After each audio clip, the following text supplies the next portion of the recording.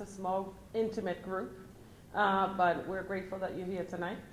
My name is Vilma Martinez Dominguez. I'm the Community Development Director for the City of Lawrence. That's all you know me. That's all you knew. But we do this workshop every year as part of the process that HUD requires for our request for proposals, particularly for CDBG, Community Development Block Grants, and the Public Services, which is the request for proposal that was released today, but also as almost like a recap of going over what we've done over the past year with the funds that we receive from HUD every year. So thank you very much for being here. The purpose of the meeting really is to highlight, as I mentioned, current activities and the accomplishments that we've been able to achieve with our HUD-funded programs, to remind our residents and our organizations of the purpose of the community development funding, obtain input from you. It doesn't matter how big or small this room is, your input is important to us. And this is just one way that we're collecting that information. And then also to give you information about you on how to apply for these funds, because it is federal funds, and sometimes it takes a little bit of a more cautious, I want to say, more understanding of what are the expectations of a federal grant, so that's important. And then lastly, we are in our last year of our consolidated plan. HUD usually requires all entitlement communities. We're entitlement community, and basically what that means is based on a series of factors, you know, poverty, housing needs, and other data, automatically HUD will allocate funding to cities like Lawrence to support some of the community development needs. We are in our final year of our consolidated plan, and so it is time for us to kick off our planning for our next 5 years, for the next consolidated plan, and that I will tell you a little bit more about it when we get to it. So the next plan will cover the years 2021 to 2025, and also we take a lot of this information as well to develop our annual action plan. So you have your consolidated plan for 5 years, but every year, annually, we have to submit to HUD a plan of what we're going to do for that next fiscal year. And what's not here either, it's a caper. There's a report, an evaluation report that we also need to submit to HUD that you don't get to see, but you can go on the website and take a look at it. So that's basically what we hear today. The overview of Community Development Department, just so you know, we are under the umbrella of the Office of Planning and Development. I think that has been one of the great things that have happened, because you have planning department, you have the economic and business and economic development, community development, and inspectional services, public health, and the Board of Health, and also the Mayor's Task Force. All of that is under the umbrella of the Office of Planning and Development. We, as a community development department, our work is really to enhance the physical environment, and that's what you see that usually around our public infrastructure, our park improvement projects. I guess that's the most sort of a tangible example of how we do that, and you also see that in a lot of our housing development. But all of that has to do with improving the quality of life of our very diverse population, our very diverse city. So how we do that, we get an allocation of funding every year from the HUD, and some of those programs are listed on the screen. The Community Development Grant is our largest grant that we manage. We get around 1.7 million. We have seen a little bit of an increase in the last couple of years. It looks like it may be level funded, but usually appropriations and our final amounts come out probably sometime in the spring, April. By April, May, we should know what's the exact amount that we are receiving. Home investment partnership programs, we get about $825,000 and $550. That's what we got last year. Emergency Solutions Grants released to work with the homeless or at risk of homelessness population with rapid rehousing funding, and we get about $147,000 in change every year. And then our lead abatement, unfortunately, we ran out of funds, and we're currently in the process of waiting for the next round of funding to apply. So, and we get about $2.1 million for that, and about $300 in healthy homes. So. The community development obviously cannot work in a silo. So the planning and the business and economic development and inspectional services, we all sort of have to work with each other, and so we support all the work that we do under this umbrella of the Office of Planning and Development. and we support the implementation of other programs that have to do with the other departments. So basically, anything with housing activity, anything with community development, anything with small businesses. We also do have a program for small businesses, comes out of our office. So that's pretty much what we do. And CDBG basically provides state and local governments and their partners with the flexibility to develop essential programs, such as the ones that you're applying for or you plan to apply for, that promote economic investments, neighborhood revitalization, safe, decent, affordable housing and services in communities nationwide. So Lawrence is not the only community that receives funding. I talked a little bit about our consolidated plan. If you haven't done so, everyone that reaches out to our office or has any ideas about developing anything in our city, I typically send them over to our website. It's important for people to understand how Lawrence sets their priorities for funding. And so you can find that on our website. Really reviews the data about the city, and I'll tell you a little bit more about how that process happens because it's kicking off and we really need citizen participation in that process. Least the needs of the city and also the priorities. And based on those priorities is how we allocate our funding. Supports all of our HUD funded programs, and as we get ready for the next consolidated plan process, we have engaged the services of a consultant. She is developing some surveys which are being translated into Spanish. There's going to be a lot of opportunities for community engagement and citizen participation through different forms, either community meetings or media outreach workshops, things like that. There's going to be also stakeholder interviews, so whoever, the mayor and other leaders that are relevant will be interviewed just to get information. They're going to be reviewing existing data and analyzing the data that we have, so we have sort of get an understanding of where the city is at and where, what are some of those things, those trends that make sense to us for us to incorporate. They're going to be reviewing it, doing data review, and they're going to be also working obviously with city council and doing all those other things. So a draft consolidated plan and a draft annual action plan will be developed early next year. So that's what that is. HUD, obviously, we need to make sure that everything we do, we are responding or addressing national objectives. And those three things are national objectives for HUD.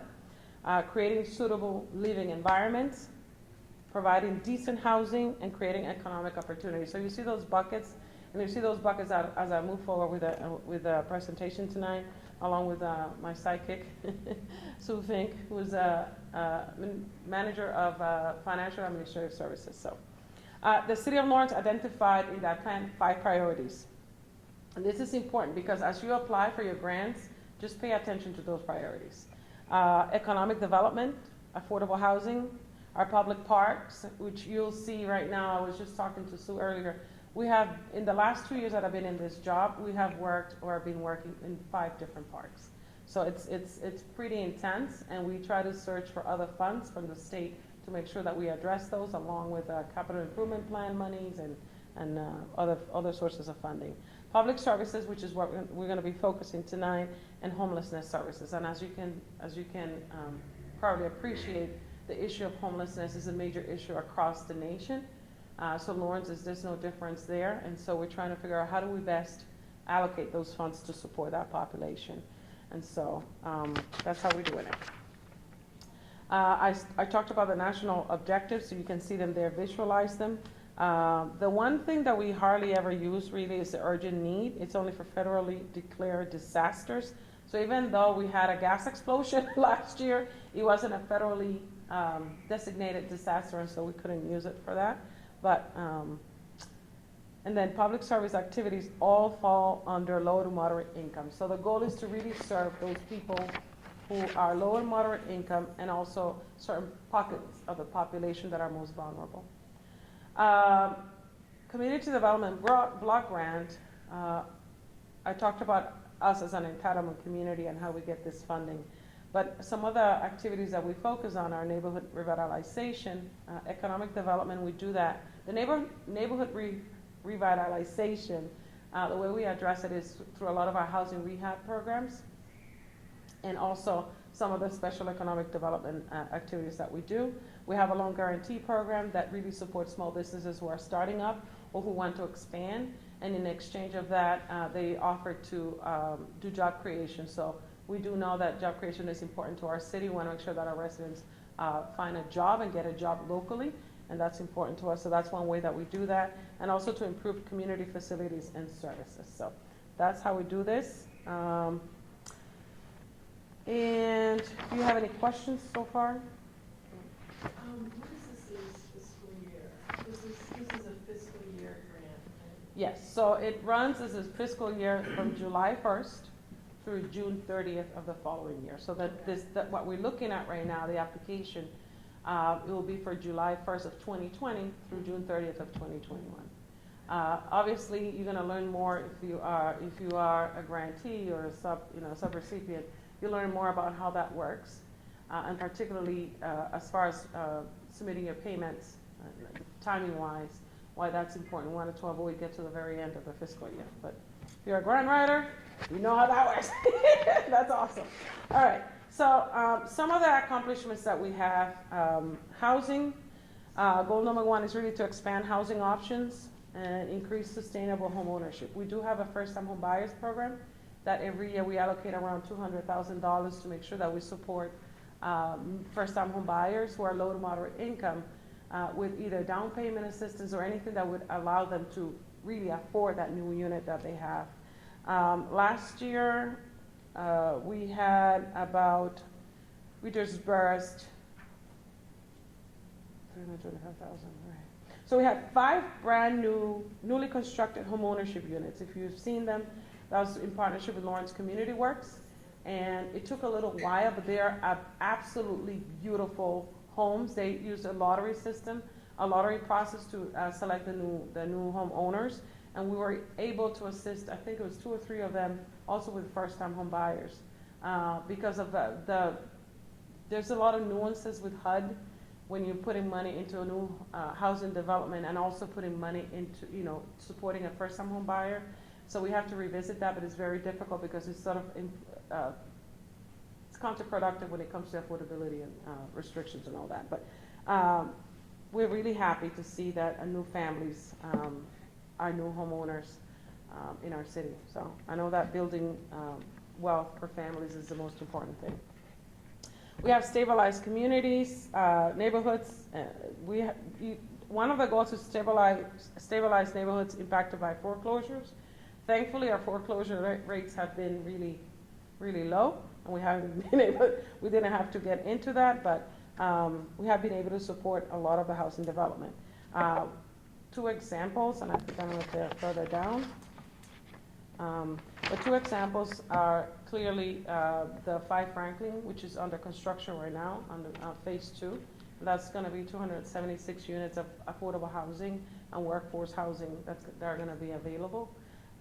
There's one that we didn't assist actually, but it's nice to see how new development is coming to the city. The Arlington Point just opened up 102 units. Those were not assisted with our funds, but now they're moving to a second development, the Mariner Building, and we're looking to support that. So, as I mentioned, the consolidated plan, also check out our comprehensive housing study plan that's on our website, as well as our housing production plan. I think it's good to see where the city is heading as far as investments. As lead abatement and housing rehab program, so we combined our lead grant with some of our CDBG and home funds to support construction, lead abatement and construction related expenses. And so with that, what you see here, it's one example of one of the homes that we're able to assist that's on Jackson Street. There were 3 units of housing, let's say housing, that we were able to provide to families using these funds. Investors own property, and all 3 tenants are below the 50% of the area median income. So think about that. Most vulnerable communities and most vulnerable residents get the opportunity to really live in a house, in a home, in a space that's healthy, that's supportive of the family. So 5 children reside in this property. So think about that. If you have 5 children contaminated with lead, what does that look like, and the long-term impacts of that in in that, not only in them, but also in their families long term. The second one is on Bailey Street. Also 3 more units that were made let safe. And same story, there were 3 children in this case. And then the other thing that they were able to do is access other sources of funding through Mass Housing to support that rehab and that lead abatement. So we get very creative as far as combining our funding with other sources of funding and to support our families. I mentioned PAC-10. It's still under construction, but we had the opportunity to go visit some of those units, and it is so beautiful. Some of those units that are coming online that are low income, just like the Doug Mills, just like the Union Crossing, now 5 Franklin, and Loft 550, I mean, they are high quality housing, high quality apartments, which is, you know, says a lot, because this is what we want. This is the message is, you know, everyone deserves to live in a healthy home. If you look at this map, you'll see the breakout of where our investments have gone in. There's a high concentration of investment in the north, but you see it that's very widely distributed.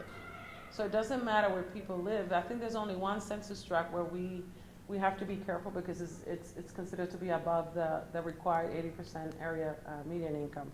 But 24 units of housing, and mostly single family homes. So we are distributing our funds widely. For home and CDBG funded programs and rehab programs, we did a total of 52 units.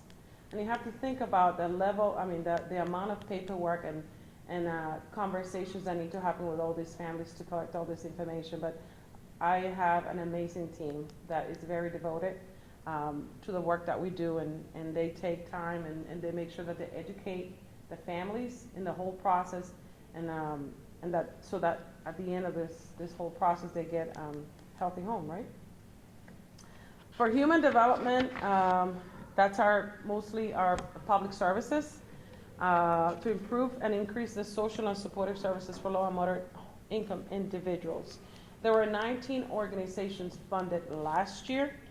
The priority for not only the consolidated plan, but for the mayor.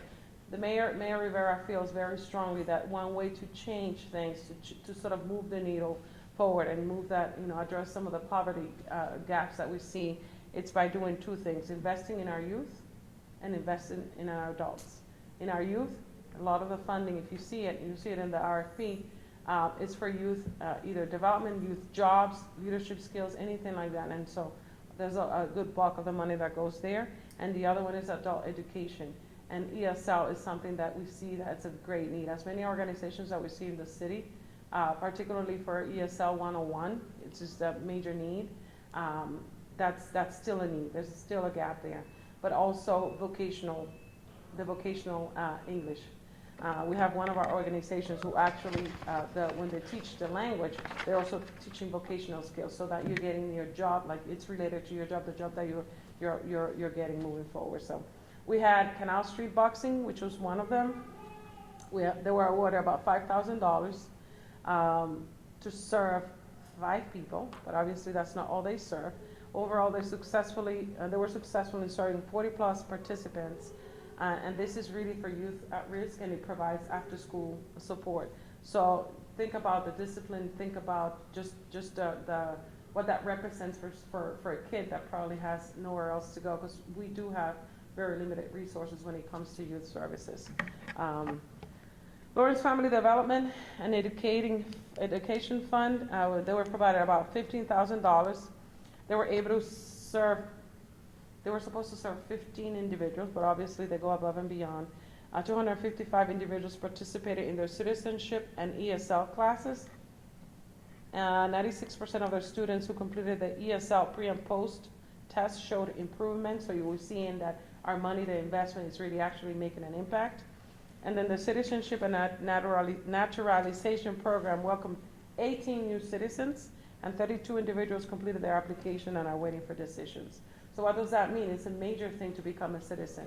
Your rights right there improve, access to different resources improve, your ability to vote and make a decision in that's relevant to your community. It's important all that sort of, it's sort of the extra benefit from this. Centro de Apoyo Familiar, we're talking about elders here who most likely are very sort of isolated, marginalized. They have a small program. They serve 25 elders with $10,000, and they provided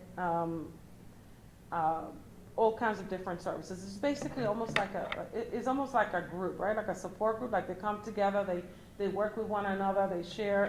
They have ESL classes twice a month, but they also address physical, emotional, environmental health. So that's important for them. So you see in there. And then the International Institute, who's been around for a long time, with $20,000, they were able to serve 26 individuals through ESL classes.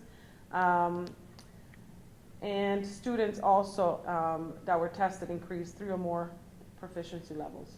So you see the impact there as well of our funding. Community voting, which is a very popular program, they continue to grow. They get about $15,000 and they serve 30 youth. But that program, believe it or not, sees about 4,000, close to 4,000 kids a week in their facility. Yes, it is amazing.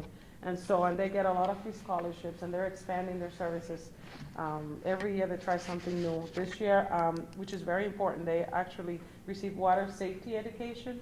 And we know that that's something that we had an incident years ago where 5 kids drowned behind the Lawrence Boys Club. This is one way for us to empower our kids and keep them safe. Lawrence Community Works is another organization. They have Movement City, which is really for youth, and it promotes arts and culture. They had 106 enrollment, but they served 47 kids with this. They do workshops for youth that has to do anything that kids could actually express in a way that's cultural, that has arts and culture. That's something that we're starting to look a lot in our city. Our youth, it's almost like a renaissance of the arts again now. You see it in the murals, you see it in everything that's going on around us. And so I think that's a great way to invest. And then First Robotics Program. They just had a First Robotics Program this year. And so think about technology moving forward. Does that look? All right, and then the next thing is special needs for human development. So eliminate and/or prevent homelessness. We do 2 things. We contract with the Mayor's House for a Fresh Start program, so that allow them to serve about 14 homeless individuals from Lawrence with case management and supportive services, and they get about $10,000 a year to do that. The other way that we do that is through our Emergency Solutions Grant, which we're just starting to deploy. We're starting to reprogram, restructure to make sure that we are able to fully utilize that for rapid rehousing and housing stabilization services. Neighborhood development, we've done a lot, and I think this is where I pass it over to you. This is it? Yeah, because this is our parks program. So I'll switch it over to Susan Fink. Thank you. So this is something near and dear to my heart. So one of the things we did beyond our parks program is we have provided some funding for the Lawrence History Center on Essex Street. It's a historic building, and we have done various improvements over there. This current fiscal year, actually helping them replace the elevator. Goal number 2 under neighborhood development. Yep, we're good. Is to utilize smaller undevelopable vacant lots and alleyways for neighborhood amenities such as community gardens, pocket parks, and off-street parking. We did a community garden on Lowell and Margin Street, which took a derelict plot of land that the neighborhood really had some issues with, and now they are able to grow fresh fruits and vegetables. And as Vilma said, we have really been busy on our park improvements over the past several years. We've got some parks listed at the very top. We did Oxford Paper Site Park, Campagnon Common. We did 3 phases of work there. We did a spray park in front of the Lawrence Community Works building over on Newbury Street. The Facella Site Park, we worked with Groundwork Lawrence, that's diagonally across from Lawrence Community Works. The Ferris Site Park is down at the end of Island Street. We worked with Groundwork Lawrence on that. Kane Park is directly across from the South Lawrence East School. But some more recent parks that we worked on are Burgoyne and Gagnon Park. That's one of my favorite little parks. We did a contest with the kids at the Bruce School, right across the street from the Gagnon Park, and we had them design the safety surface that was going to go under the playground equipment, and it was a really fun activity. They did it as sort of a relief after the MCAS exam, something fun for the kids to do, and the young lady who designed that really did a great job. Currently we're working on O'Connell Park, also known as South Common. We did phase one, then we had our gas explosions, and we ended up having to use the park as a staging area for hundreds of mobile homes. So we've done a restoration project there in partnership with Groundwork Lawrence and the Department of Public Works. We're currently doing phase 2 renovations there, and we have built a shade structure over the basketball court. There's going to be a new multi-sport court, lots of trees. We put in lights along all the pathways that are there. The pathways are now ADA compliant, so people of all abilities can get around the park. We are currently working on a contract to do renovations at James J. O'Neill Park, which is right next door here. That's going to be pretty exciting. We're going to restore the soccer field there, and that's been in desperate need of some improvements for many years. We're going to relocate the basketball courts closer to Lawrence Street. There's going to be a lovely seating area on Lawrence Street, and of course we'll work on the pathway system there. And we were just awarded a grant from the state to do some work at Storrow Park. So this year we'll do some design work for that. We had a really robust public meeting up there and got a lot of input from the neighborhood, which was really great.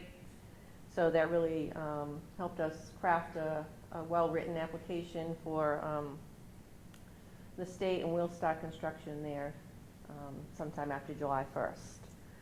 So we use CDBG funds to leverage state grants, other federal grants, foundation grants, because you can't do a $1 million park with just CDBG. You have to use it to leverage other funds.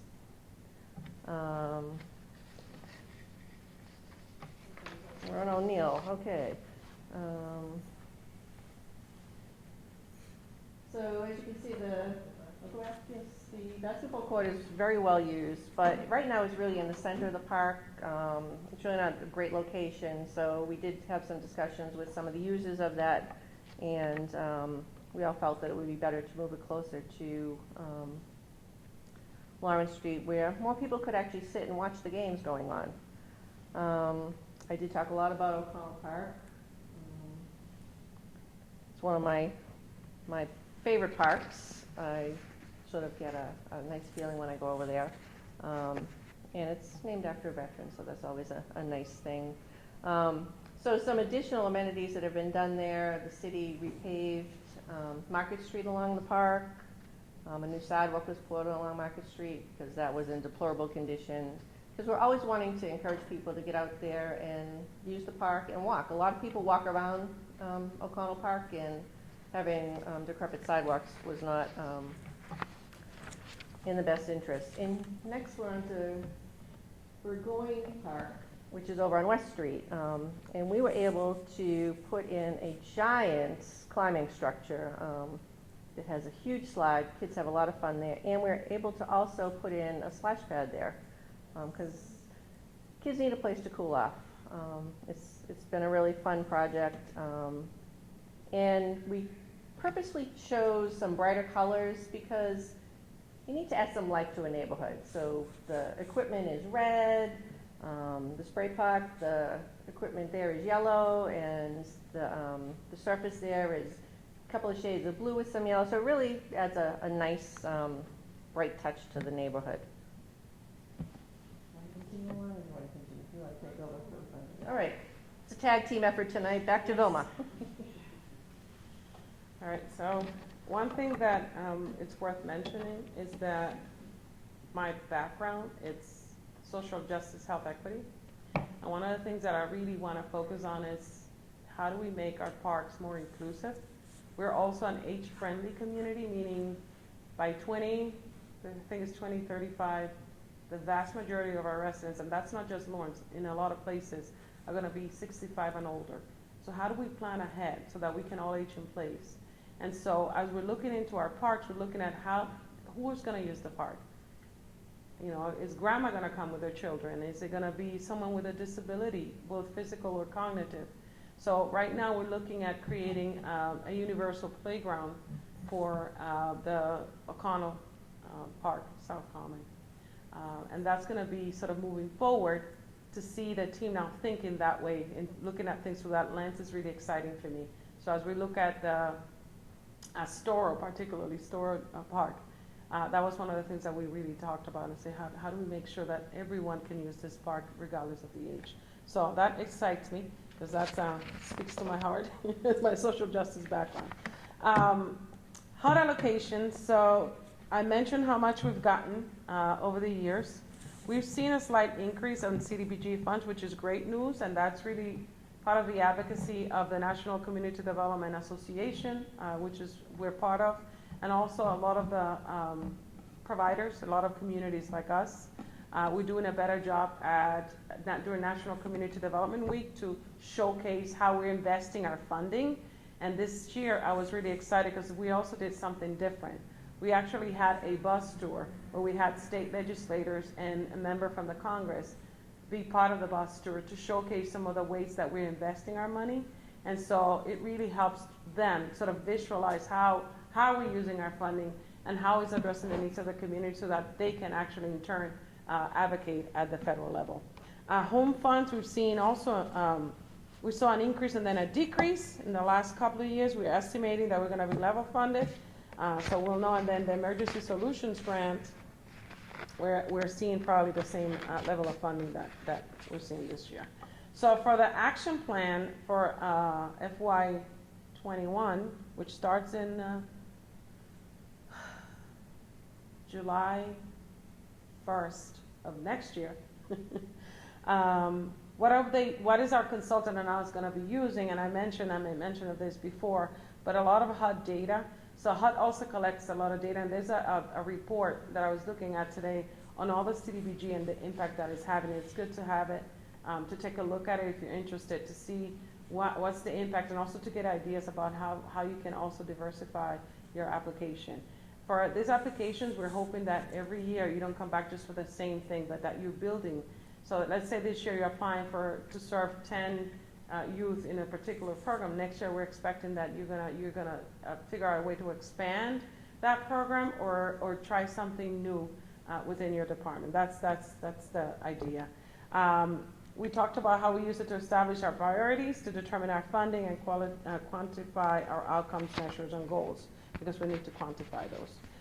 We talked about how much it's anticipated. It is always contingent upon the appropriations from the Congress. And so it seems like every year what we are seeing is that our current president or administration is zeroing a lot of these. And then you see the Senate and the House and everybody fighting for the funds to make sure that we get it. But we're grateful that we're seeing that the advocacy pays off. The long-term commitments for CDBG funding, I think that it's going to be, we use it for different things. Park improvement grant match, as Sue mentioned. There is a Section 108 loan repayment. We took basically through CDBG, you can apply for about 5 times, right? The amount of your CDBG allocation and use it for a large project. So the Gateway parking that is right behind Lawrence General Hospital, that also has a bus stop there, right behind Canal Street. We have to now repay that because it's not producing the income that we anticipated. So we can use our CDBG money to pay towards that loan. And so we're gonna use it, and we have a few years left to pay, what, 3, 4? Probably, more or less. 6 years, good Lord. Administrative support, obviously, because we need staffing. Housing rehab, it's something that is important to us, particularly when you think about 83% of the housing in Lawrence was built before 1970s. So the chances that those houses are contaminated with lead and other kind of hazardous materials are high. And so we need to make sure that we continue to do as many homes as possible. And then match to a continuum of care grant, which is another thing we do with that funding. So how do you apply for CDBG funds? Who's eligible? Obviously, you need to be a nonprofit. I remember some of you may have been to the open house, and that was something that, in listening to our community, we wanted to make sure that as many people, as many organizations knew about CDBG, and this year we actually held an open house. More relaxed, different. We had one-on-one. We had about 7 new organizations come in, or 7 new people come in, who were able to learn about this grant for public services in a way that's not as formal as this. This is a workshop. It's almost one-sided, even though you do get an opportunity to ask questions. We wanted to create a space and an environment where people felt comfortable enough to ask a lot of questions. So we're going to continue to do that. But you need to be a nonprofit to carry out public service projects serving low-income people, and city departments to carry out public service or public work projects. So there is, and then Sue probably could speak better to this, but there's a public service cap. So HUD mandates not to exceed 15% of the total grant plus program income in CDBG, which is why there's always about $200,000 available for these kind of programs. And so it's very competitive. And then we anticipate about the same amount of money for next fiscal year. So we cannot go above that. Things to keep in mind. I think it's important for you to keep in mind the priorities. We talked about established priorities. If you don't remember them, go back. They're on the RFP anyways, on your first page. Pay attention to those because those are important. There's a limited number of grant awards. Usually we get about 20. I think we got about 26 applications last year, but only 19 were able to be granted just because it is very competitive and there's restrictions or limitations around each of the categories on how much money can be allocated, minimum and maximum. One of the things that I wanted to do, because I'm very much into transparency, and the team actually agreed and worked with me on this, was to create a process, transparent process, for us to review applications and to score applications and to allocate funding. That was important to us. Our staff does not make the decisions about whether or not you get funded or how much money you get. We have a community development advisory board that's their job. We only facilitate the process of the application. We provide the information, awareness, we answer any questions you may have. But when the applications come in, the first round, Marisol Colon, which is a project officer, will make sure that every single application has everything that's needed to be considered a completed application. And then what's left, whoever doesn't get disqualified then goes on. And then we work with our Community Development Advisory Board. We have a meeting with them to discuss the applications. We have a meeting with them to discuss the scoring system, how it works. I think that sometimes when you, and I can say this because I was part of the YWCA for 25 years. So of course, if I was in that process and in that seat, and I see an application, my heart is going to go to that because I know what we used to do and I know how important that was. But because that's not how the best way to make decisions, we decided to do, okay, you're going to do a scoring process, and this is how each of those categories are going to be scored. This is how many points there are. And then based on that and the priorities, we're going to allocate funding. And that's how the Community Advisory Board does it. Then the Community Advisory Board submits their recommendations to the mayor. And say, okay, this is how we think, who we think should be funded, and this is how much money they should get. And then the mayor sort of goes over the list and makes his final decision. Last year we were very happy, and I want to say that this transparent process contributed to the mayor saying, okay, no, I'm fine, no changes were made, and he accepted as it was, so that was good.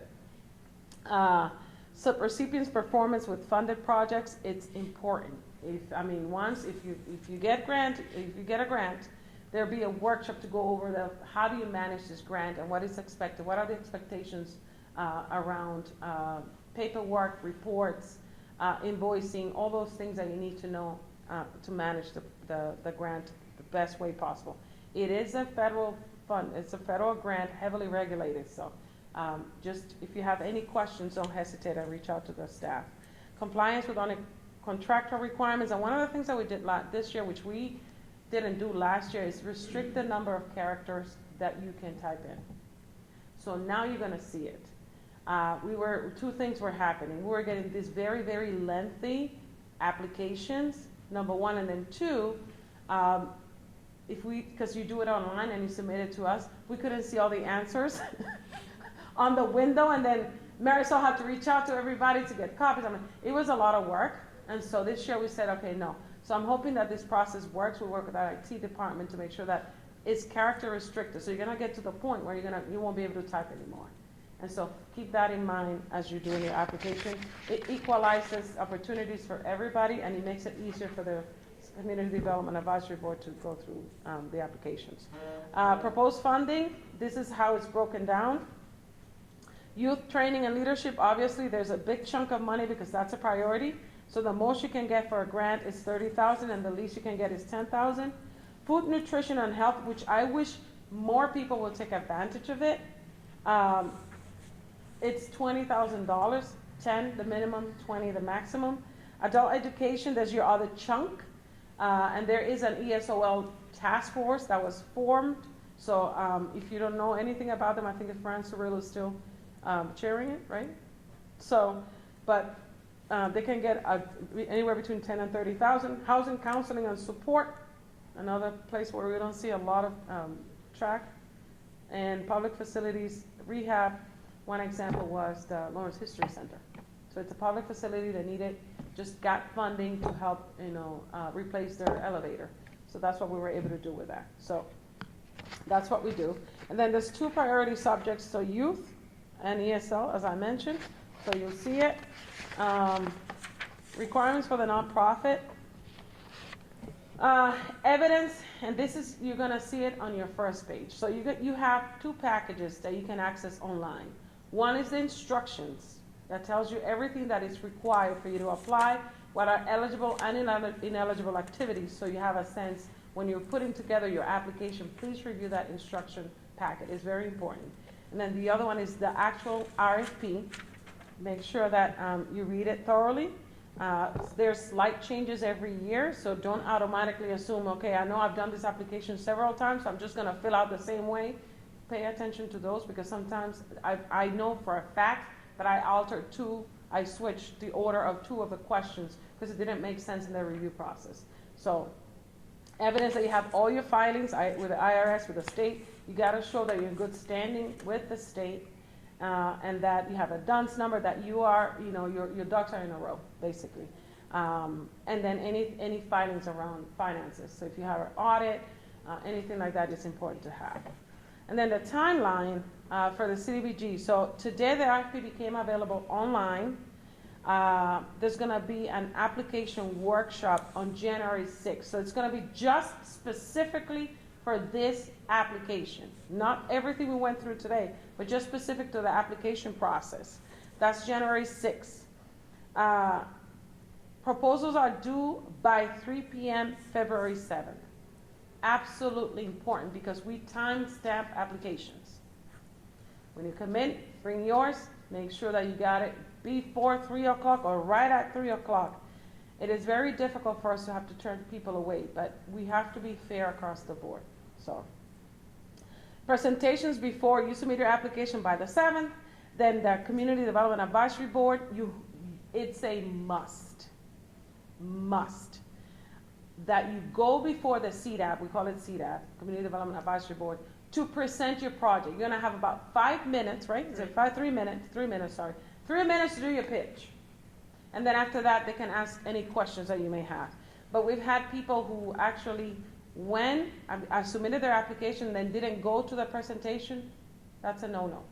Because the CDAP needs to see and learn more about you and the project. And so it will hurt. You become disqualified. Actually, we disqualified one organization last year because they didn't make it to the workshop. So Then the recommendations come back from the CDAT to us on February 24th. And then we work with the mayor, make sure that, if he wants to change anything like that, he does the final sort of review. And then we have to go before city council and explain to city council everything that we've done with this project and what we're going to do moving forward. Award letters go out on May 6th, and your contract starts July and August. That's when Marisol will be the most busy trying to put all these contracts together for you. And then the program year begins July 1st. There are certain things about youth summer programs. When you need to submit your invoices, there's no specific time, but do it as soon as possible, but you'll get that when you do the actual workshop. So I don't know if you have any questions, but I wanted to make sure that you knew who Marisol is. If you've just been emailing, that's Marisol Colon. She's a project officer. She's the guru of this project. She's it. She's been doing this for a long time. She's excellent at it. And then Sue Fink does everything that has to do with making sure that we're spending the money correctly and that we're in compliance with HUD. That's what she does. And I just stand here and I'm the pretty face. No. No, I make sure that all of our programs are really in compliance and that we make HUD happy, but more importantly, that we make our community happy and to make sure that we use the funds the way we're supposed to. So that's it. If you have any questions. Can I add one thing? Absolutely. So on one slide, you saw that we have $200,000 available for public service activities. And on a second slide, you saw that we had $210,000 available. That $10,000 is our max commitment to Emmaus. So it falls under the public service cap, but it's not available for you to apply for.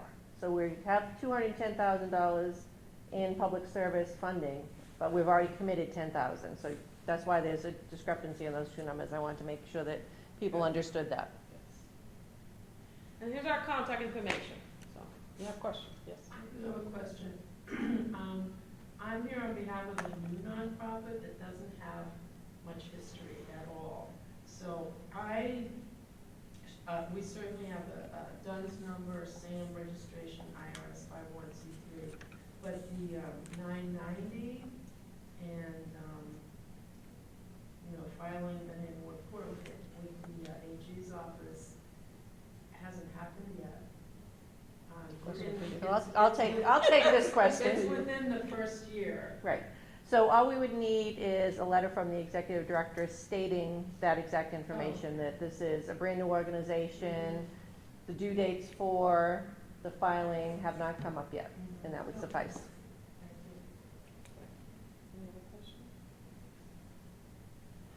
So you know where to reach us. We're located at 12 Methuen Street, first floor. Any questions related to this project, to this RFP, I think the best person to contact is Marisol Colon. She's a project officer. But if you have any other questions beyond that, feel free to contact me, contact Sue. I mean, we are a team at the end of the day, and so we'll try to be as helpful as possible. Salud, bless you. I have one more quick question. Sure. You mentioned invoicing a few times. Is this a reimbursement grant? Yes, that was a good point. We forgot that piece. I wasn't even. Yes. Yeah. No, it is, yes. Okay. So community development block grant, it is a reimbursement Okay. program. So you have to, the organization needs to be able to front the funds Mm-hmm. and then submit invoicing, and then we reimburse. That was a great question. I do have one more thing to add. So Vilma did mention performance of the subrecipient once they've received a contract. That's something that the CDAB looks at if you apply again the following year. They want to know, how have you been performing with the money that you've been awarded? Have you met your goals? Did you submit your invoicing on time? Do we have any issues with your reporting? So if you are a new grantee this year, make sure that you meet all your contract obligations, because it's going to be something that's going to be looked at next year if you apply again. Are there many repeat awards to the same organizations? Yes, so and that's another great question. So you as an organization could submit more than one application, but one application per category? Or does it, okay. So one application per category and more than one application. So we have actually a couple of the organizations that provide more than one service, and they do get more than, like, they get different allocations of funding. So yes, you could get more than one. I actually meant year to year. You have Sometimes, yes. awards. As with any other grant, if you become an expert writing these grants and you do a great job with your program and your funding, why shouldn't you reapply, right? Which is one of the reasons why I wanted to make sure that we created this transparent process, because then you get really attached to, or really get connected to some of these organizations who have been doing the work for a while, and I don't want that to be what determines whether or not they get funded or whether or not they get more money than anybody else. So this transparent process and this scoring system has been helpful in making sure that even our conversations with the CDAP, so that they don't score based on those things. So, Thank you. you're welcome. So 12 Methuen Street is the Office of Planning and Development, first floor, 978-620-3510. You can ask for Marisol, you can ask for me, you can ask for Sue, and we'll be happy to help you. But keep in mind those timelines, and I wish you and we wish you the best of luck with your application. So thank you.